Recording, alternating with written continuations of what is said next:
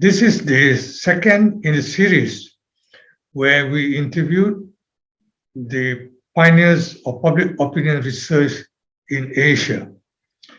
In 2020, we interviewed 5 pioneers from Hong Kong, Japan, the Philippines, India, and Pakistan. This year, 2021, we have also managed to interview yet another 5 pioneers, namely from Australia, Taiwan, Sri Lanka, Bangladesh, and Indonesia. So may I say welcome to our 5 pioneers this year.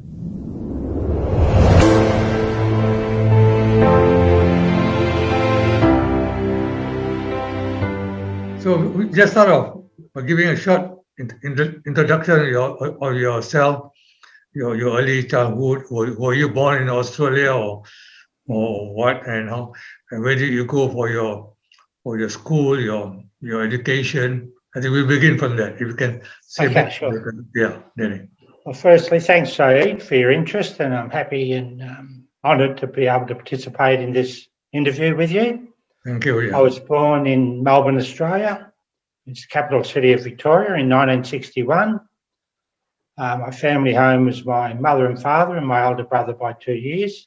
A very loving family home. Yeah. And I was actually, where we lived was across the road from the primary school. So I only had to go across the road to school. Yeah. I did 6 years of primary schooling, and then for the start of my secondary schooling, I went to a local technical school for boys only. Mm-hmm. So the trajectory that would have put me on was a pathway to a trade or a technical qualification or something like that. I was totally ill-suited for that vocation. Mm-hmm. Yeah. So about halfway through my 5th year of technical schooling, I realised that was the case. Went to my parents and said, can I transfer to a high school to give me a pathway to university? And we did that, and went to university, the University of Melbourne I got into. At that stage in Australia, for a brief period of time, university education was free. So provided you got the marks to get in, it was free to access university. And I did an honours degree in arts, majoring in political science. Okay. And a couple of the subjects that really whet my appetite for research was political sociology, and another subject called quantitative methods in social research. Okay. So from that stage on, I had an inkling that I wanted to do something in research. I didn't really know what that meant. Okay. So the die was set fairly early. Yeah. I got a job at a government-funded research institute called the Australian Institute for Multicultural Affairs. That was like a coding position or a research assistant position. And to date myself somewhat, the data I was looking at was cross-tabulations of the Australian census data from 1976 and 1981. And we were looking at that data with a view in particular to look at the labour market outcomes of first and second generation immigrants to Australia. So that was my first taste of social research. And from there, that was a temporary position, or a casual position we would call it. From there, I was able to get a permanent position in the government in the National Statistical Agency called the Australian Bureau of Statistics. And so I was there for a number of years, 6 years, in Melbourne and in the head office in Canberra. Okay. So my initial work was in official statistics. Where were we? So I was at the Bureau of Statistics, and a recruitment agency approached a colleague about a position in a market research firm. That colleague wasn't interested, but he put my name forward. Mm-hmm. And so one thing led to another. And the firm at that time in Australia, in the market research industry, there were 4 big players. One was REARC Research, one was AC Nielsen, one was AGB, and one was Roy Morgan. Okay. And it was REARC Research that approached me. And I got a job working for them. And I was so lucky that it wasn't a market research role. It was a role working on training interviewers, because I had a background in that. on what was then called the Australian Youth Survey, which became the Longitudinal Survey of Australian Youth, Okay. which goes to this day. So it tracks the students from about year 9, year 10 in their secondary education, Okay. through to leaving education on the workforce or secondary, tertiary education, or whatever the case may be. So I was working on that government-funded survey, and then I was really lucky I got to work on another fantastic survey at REARC, which similar surveys still continue today, called the Longitudinal Survey of Immigrants to Australia. Okay. So my introduction to market research wasn't really market research at all. It was large-scale longitudinal surveys. And I've really maintained a passion for those longitudinal surveys ever since. What year were you talking about? I mean, That was, so REARC research was about early 90s, about 92 through to 95. And then I had a couple of years as general manager of their Perth office in 96. And I attended a course at the WAPOR conference who became a great colleague of mine, Prof Dr was one of the presenters. And it was all about how to do drill frame surveys, but to weight them as well. And Paul Avrakis mentioned at the time that he had a son, his only son, living in Perth. So I thought, Perth, Australia. I'll be able to get Paul out to Australia. Okay. And by October that year, so by October 2010, we conducted the first Australian dual frame random digitaling survey. And it was that exposure to the international community, so APOR and WAPOR, and in later years, the European Survey Research Association, that really got me thinking about how survey research in Australia had developed at arm's length from academia. There wasn't a whole lot of academic involvement in survey research. Social scientists learned how to do surveys. It was never their primary interest. There was always a secondary tool. It wasn't the substantive topic that they studied. And when I had this broader perspective about what was going on around the world, I was really taken by organisations like NatSen in the UK, University of Michigan, probably Pew Research Centre, and also NLRC at the University of Chicago. And I thought, Australia needs something like that, needs a survey research organisation, but with strong links to academia. And so, in a roundabout sort of way, eventually in 2014, I approached the Australian National University, who were a good colleague, a good client, and in particular, the Dean of the College of Arts and Social Sciences, a lady by the name of Professor Tony Mackay. And I said to Tony, I think the university should buy the Social Research Centre. And not only that, but some of the money that comes from the Social Research Centre should be set aside to establish within the university a Centre for Social Policy Research, but a differentiating feature of that centre would be a substantive interest in methodology. And so the Centre for Social Research and Methods was created and goes from strength to strength today. And one of the great ideas that Tony had was saying, now you've got the Centre for Social Research Methods, the Social Research Centre, and she brought into that structure the Australian Data Archive. So you've got this really powerful amalgamation of organisations that can collect data, analyse and interpret data, but also lodge and disseminate, distribute data. So it's created a new sort of dynamic and across three organisations, a new sort of infrastructure for survey research in Australia. So to explain, the Social Research Centre is up until it was sold to ANU, was a privately owned for-profit company. Okay. So the owners were myself and Graham Chalice. But our client base was exclusively government, Okay. not-for-profits or academic institutions. The funding, that changed when the Australian National University acquired the company. What we social research is what's known as a fully owned subsidiary, but independent of the Australian National University. So I've been to several WAPOR conferences. I went and presented at the WAPOR conference in Austin, Texas in 2015. I've been to the European Survey Research Association conferences in, I think, 2017 in Lisbon and 2019 in Zagreb, and met many colleagues and collaborators through that. Okay, thanks so much. Thank you. Take care. All the very best.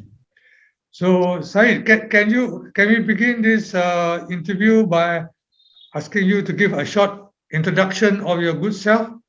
I was born and brought up in Dhaka, the most populated city of Bangladesh, of the world. In fact, is of the world. It's about 23,000 people per square kilometer. Oh. So it's huge. Yeah. I started my education from a reputed school, also in Dhaka, and later did my college, finished my college on the top college of Dhaka and the best business school under Dhaka University of Bangladesh. Basically, I'm a science graduate, but later I did Masters in Business Administration. Where is that? Yeah, I started my career as a banker in 1983. Okay. And then I lasted there only 2-3 years. And then I started my own business at the age of 26 years. So I'm the first Bangladeshi company provided managing agency services.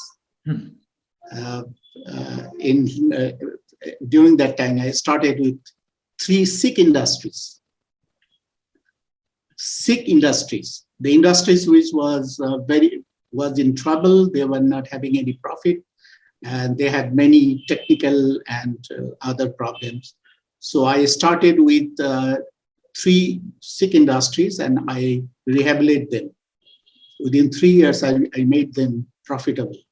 So basically, that's the beginning of my business. Later, I'm a charter marketer from UK, and I'm the first certified management consultant in Bangladesh. I got this certificate from Australia. I founded the Institute of Management Consultant Bangladesh. Here I'd like to say that I started my business as a management and industrial consulting firm. Later, I moved to social research, development consulting also. So I founded the Institute of Management Consultant and introduced the first training program on management consulting and the postgraduate diploma in management consulting also. I was the founding president of the institute for about 10 years, and then I passed it to the vice president, and it is gradually moving on. It's basically when I learned these things when I was doing my internship after completing my MBA degree, Master of Business degree. For MBA degree, you have to go through an internship program. So I was involved with the Bangladesh largest industrial development bank. So they are basically providing credit loan to industrial development. So in that organization, I work in their every department during that internship period. Basically, student or the internee don't need to work hard or work full-time, but I work full-time with them and very seriously. So I try to learn all the areas of research and consulting there. So I learned how to do the market research, how to do the industrial feasibility study, pre-investment feasibility study, all those things. And I got interested in there. Later, I got into the commercial bank of the second largest commercial bank of Bangladesh. And from there also, I learned a lot of all those things because I was posted in the industrial credit division, rural credit division, but I was there only 2-3 years. Then I thought that banking job is not my cup of tea. I wanted to do something on my own. So I started this business. How I come to the public opinion research? Yeah. In fact, that's an interesting story because when we moved to market research and social research and development consulting, I became member of all the leading associations like ISOMAR, MRA, at that time Market Research Association of America, and all those things. So I used to get RFQ, request for quotation. So I got a quotation request from Princeton Survey Research Associate from USA. I don't know whether you heard that name, Dr. Mary McIntosh. Okay.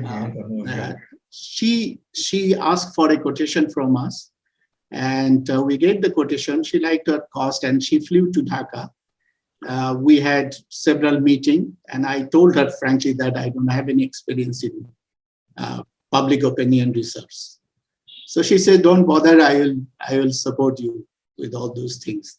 So since then, I am doing this public research. As I said, that initially, when I started, I had very limited experience, to tell you very frankly. I learned basically through working. Initial 4 or 5 project was from Princeton Survey Research. Then we worked for the Pew Research also. Then we got US Department of States and other things. At that time, it was main problem we faced is poor logistic and infrastructure. During that time, the communication was a big problem. Once the field force outside Dhaka city, in some places, it is very difficult for them to, it was for us to communicate because telecommunication network also was not very depth in the rural area. We worked for, the face-to-face interview, lots of face-to-face interview. It used to be PAPI, paper, pen and paper. Now it's all CAPI, computer-assisted interview. CAPI, CATI, we do lots of CATI. So these are the things. Then IDI, in-depth interview. KII, key informant interview, and focus group discussion. All these use. Basically, we are a full service research and consulting company. So we work multi-sector also. Almost all the sector in Bangladesh we covered already. Because most of the public opinion research we used to do is all are face-to-face. And I thought that during this COVID period, CATI will come, telephone survey, client will come with telephone survey. But no, I don't see much. Only, as I said, only few. Okay. So virtually all the face-to-face interviews closed, stopped. These surveys stopped. Our regular client, none of them come back. Some of them plan to come back, but now they say they will come back next year. Oh. We are a member of WAPOR since many years now. I don't remember when we become the member, but it's maybe 10, 12 years back we become member of WAPOR. We are member of APOR also. ISOMAR, as I said, MRS, Market Research Society of UK, AMRS, Australian Market Research Society, Insight, which is earlier we are member was MRA, Market Research Association of America, Castro, that is another one is USA. This MRA and Castro is now merged to, they now call Insights in USA. We are member of WIN-GIA also. WIN is Worldwide Independent Network of research firm, research firm, and GIA is Gallup International Associates. So we were part of that network until 2019. And of late, we are now member of International Survey Social Survey Program, ISSP also. So these are the network we use. In fact, we were member of WAPOR also, Asian Public Opinion Research Association also. Before WAPOR Asia, it was WAPOR. We were active in WAPOR. This is how we are. We maintain many associations. Network is one of my important things. Okay, with that, Sai, thank you so much. Thank you, brother. Thank Thank you. you so much. Bye. Okay. Bye. Bye. All the best to you. Salam. Yeah, thanks. Same to you. Bye. So, thank you very much for agreeing to be interviewed. Okay. So, if you can tell us a bit of your background first, your background, your family background, your education. Yeah. Okay. Thank you very much for this interview. I was born about 60 years ago in a village of the province of Banten. It is about 100 kilometers from Jakarta, the capital city. You know. Okay. I was grown up there until I finished middle school. Then I moved to Jakarta for my high school and college. After high school, I went to a university to study Islamic theology and philosophy. Why? It's maybe my family is quite religious. Okay. I'm from a village, you know. My dad was a kiai. Yeah, kiai, a religious authority or leader in the village. So this background might explain why I went to study theology and philosophy. Basically, I think theology starts from belief, while philosophy basically starts from doubt. Mm-hmm. Unexpectedly, philosophy was more interesting to me than theology. Yeah. Well, and philosophy brought me to get interested in social and political thoughts and theories. I was trained, as I told you, I was trained in political science at the Ohio State University, in which political behavior perspective is very strong. Okay. That's the Midwest, you know. You from Wisconsin, you know that, you know. Yes. The tradition of the political behavior already very strong in the Midwest. We have the Big Ten community, you know. University of Michigan is the best, you know, for the study of political behavior. Many professors there were graduates from University of Michigan, Ann Arbor, in which political behavior approach and nationwide public opinion research were developed. Okay. And Classic American Voter, that is the book, it's classic, by Campbell et al. Jews, you know, that's the book which called the foundation for political behavior. Yeah, the American Voter. American Voter, yes. Yeah. So, if you talk about the early days, you know, compared to now, the problem and challenge I face, when I start my public opinion survey. Yeah. I, of course, face many problems and challenges. The biggest problem at the time is how to make reliable measurement. You know, this more intellectual one of abstract concepts such as democracy, party identification. Even they do not know what is political party actually. Okay. Yeah. So ideology, the social class, you know, whether you left or right, that's American tradition.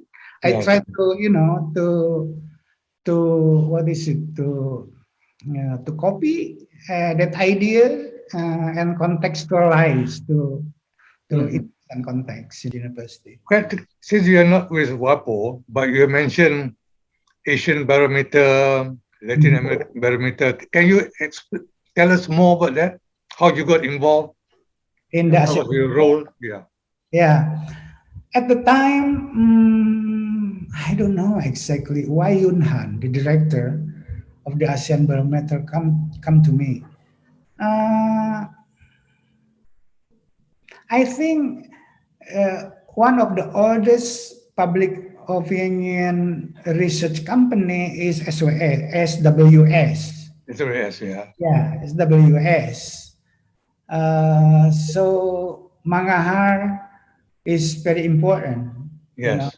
And I think Yun Han contact Mahas and Linda in the Philippines, in Manila, and Yes. maybe ask who should be involved in the ASEAN Barometer from Indonesia, because Indonesia is, well, it's important country. It's big. Very important, yeah. Very important. So should be someone, represent Indonesia in the association. Yes. So Yun Han contact me by email, then talk if it's possible or not, to represent Indonesia in the Asia Barometer. And Yuhan visit Indonesia, visit Jakarta, come to my office, Yeah, Yun Han and Min Hua. I know Min Hua is from the University of Michigan, all this American guy, like you yourself, you're Wisconsin guy. Wisconsin, yeah. So this also Big Ten guys that's from Minnesota and from Michigan, University of Michigan, come to Jakarta and talk to me closely about the possibility and how I do public opinion survey. I explain my experience, thing like that. So from there, maybe he asked me and provide significant funding, multi-years, for public opinion survey. Yeah. Any dramatic changes you can see in public opinion polling in Indonesia? Yes. Now, about 20 years ago, we don't have internet. Yes, we have, but very limited. We do not have cell phone used by majority of the people.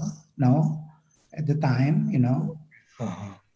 So online survey was not possible at the time, So that's why face-to-face is a must. Face-to-face interview is a must.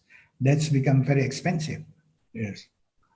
Now, because of the IT technology, advance of the technology or of the IT, public opinion survey become, I think, more practical. So when you are involved in the Asian Barometer, there are certain questions they ask in other countries that may not be sensitive. It could be sensitive in Indonesia or in Malaysia. Do you find that? Well, let me think about that. Culturally, the East Asian countries quite different. Okay. Malaysia, Indonesia, quite close, I guess. Yeah, we can understand. Yeah. But many item which is maybe not important among us Malay culture, but important in Chinese culture. About, for example, the idea of ASEAN values. That's Asia is different from the West, for example. Yes. There is in which collectivity is more important than individual, thing like that. Yeah. So now technology help, but the negative side of the technology also not only in our community in Malaysia or Indonesia, but it happened also in the world. Yes, yes. It happened in the United States, for example. Yes. So now, well, I think yes, the social and economic condition is the same. Technology change, become advanced, but the people condition is still there. It's a good summary, I guess. But I want to add that thing that technology also help to make more polarization maybe in the society. Mm-hmm. We should be concerned with that. Mm-hmm. Yes, thank you very much. Yes, very much. Yes, good, very, very good. As you say, good discussion, perbincangan yang baik. I appreciate it, Yeah. to talk about my experience. Yeah. Yes, thank you. Yeah, yeah. Okay, to start off. Yeah, please. So, can you give just a brief background on yourself, your early childhood, your early education? That has a background. You mean my background? Yes, yes. Okay. What happened was my first degree is in mathematics and statistics. So I got a BSc from University of Colombo, Bachelor of Science from University of Colombo. So that time the statistics and computer science was pretty new to Sri Lanka. This was like 1990. Okay. Yeah. So 1990. So when I joined the university, the computer science was something very new to Sri Lanka, and also like the statistical analysis also very, very new. So I got my first degree in statistics and mathematics, but then I did a master's in applied statistics. So I got a first job at marketing research organization. What was the name of that? Initially, it was a very, very small organization, but later there was a joint. It joined with the AC Nielsen. So I just left soon after I joined the AC Nielsen. I left that organization. Earlier, it was a Sri Lankan-based organization, but later it was taken over by an Indian company called ORG Mag. But later, the ORG Mag was purchased by a Dutch organization called VNU, Dutch company called VNU, and that was taken up by AC Nielsen. So that's how AC Nielsen came to Sri Lanka. But my engagement was like prior to AC Nielsen. So I worked there 2 years actually, like soon after degree, because I was basically looking after data processing section of the that organization. So we were running, those days we didn't have a menu-driven software. We had to write everything. You had to do programming. So I was good in programming and statistics. So I was the data analysis person there. But then I joined a social research organization because while I was at the university, I did some internship. There I met some people. They were into political science and social sciences. Very prominent think tank in Colombo. So then I initiated my own, polling program we call it PCI, Peace Confidence Index. If you Google now, that is one of the most famous polling program in Sri Lanka. We ran that polling program 8 years consecutively. Every year, initially 4 times, but later 3 times. We ran this program for 8 years. And we had a lot of funding for that. Like, a lot of funders were very happy giving us that money. And that our results basically was very attractive to newspapers, international media. The New York Times carried it. The Economist carried our findings. A lot of people took it, and funders got excited because now they have figured out, okay, now where their money, they can see that what is happening in the country. And newspapers also very happy because they are getting catchy heading.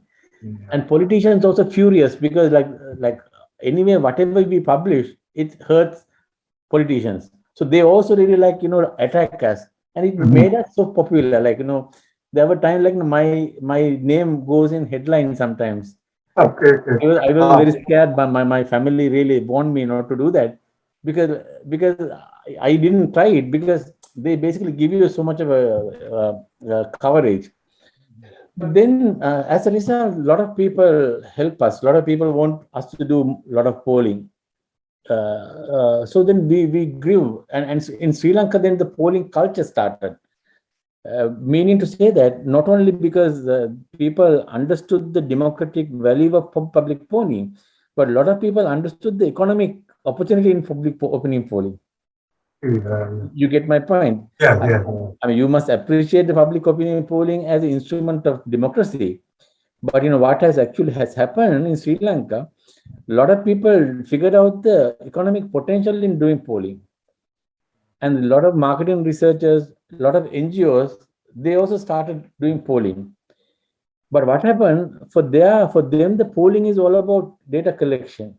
I've been every year I've been traveling to WAPOR conference either with American APO or otherwise with ESOMA. So I've been from 2000 to 2008, almost every year I travel to take part in a WAPOR conference, and also presented a paper, and I learned a lot about the methodology, and I experiment what I learned there in Sri Lanka. And as a result, a lot of Sri Lankan organizations also picked our techniques and the questionnaires. For example, now today you are my funder, you gave me money to run a study, but later on, maybe 2 years down the line, you decide to work with somebody else, and then you basically imitate or copycat the same questionnaire to run this thing. So it really more expanded that way. And also newspapers started running the small what do you call it, mobile polls. So a lot of things happened. Even we also did couple of times CATI research, the computer-aided telephone interviews. So we did that as well. But what happened is from 2005, 2006, we basically expanded our public polling into more of a academic terrain. So more into academic terrain. So rather than running a very thin poll, we started running a kind of a knowledge, attitude, practices type of thick study. Okay, what type of methodology were you using at that time? Methodology. Right from the beginning, we were running PPA sampling. It's a pen and paper method, PPA sampling, because Sri Lanka is an island, small island, with a very good infrastructure. I mean, certainly not as close to Malaysia or Singapore, but compared to Sri Lanka, compared to South Asian countries, our traveling is not a big problem.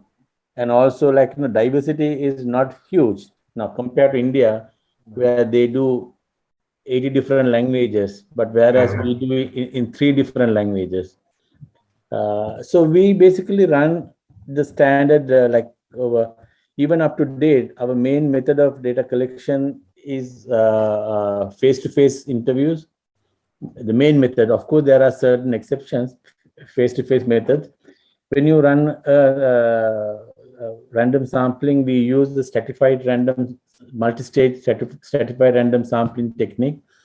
We use electoral rolls to select our respondents, but sometimes there are situations where we may not be able to do that. So then we change the method. Of course, right now under COVID, we are having challenges. So we at the moment we are doing few studies. We use snowballing, but we pick our starting points almost randomly. But from there, we do a kind of a snowballing method to pick our sample. One of the challenge, I think it's very common to Asian societies. In Asian societies, I'm sure you will agree, we are not an individualistic society. We live in a kind of a families. We live in a very closely knitted society, and we are very we are not open. Like we like particularly when it comes to politics. Politics always stays in the very much of a private realm, not in a public realm. Now, in US, like you can go and say things against Biden or Trump, but in our part of the world, like you think twice, right? Because there are a lot of repercussions, there are a lot of consequences for saying something, politically incorrect. Yeah. Okay. Thank you. Thank you, Sahil. Thank you so much. Okay. Best of luck to you. Bye. So with that, Professor Ji Huang, if you can begin, if you can give a short introduction to yourself, where you got your first education, and then we will continue with that.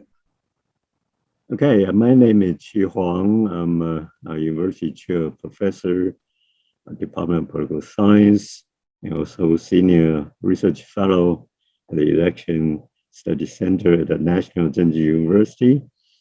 I'm currently the Director of Taiwan Institute of Government and Communication Research, and we call ourselves briefly TIGER. Okay, it's actually TIGCR.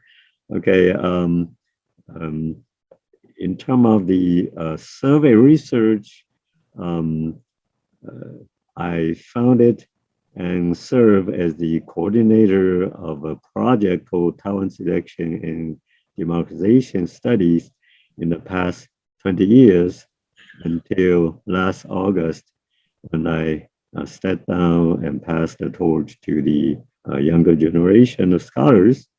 And I also founded and served as the member of steering committee of Institute for Political Methodology in Taiwan, starting from year 2001 until present.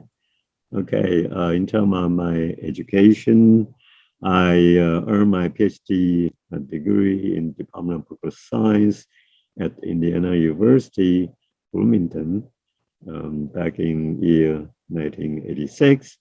Okay, so you can tell I'm pretty old now.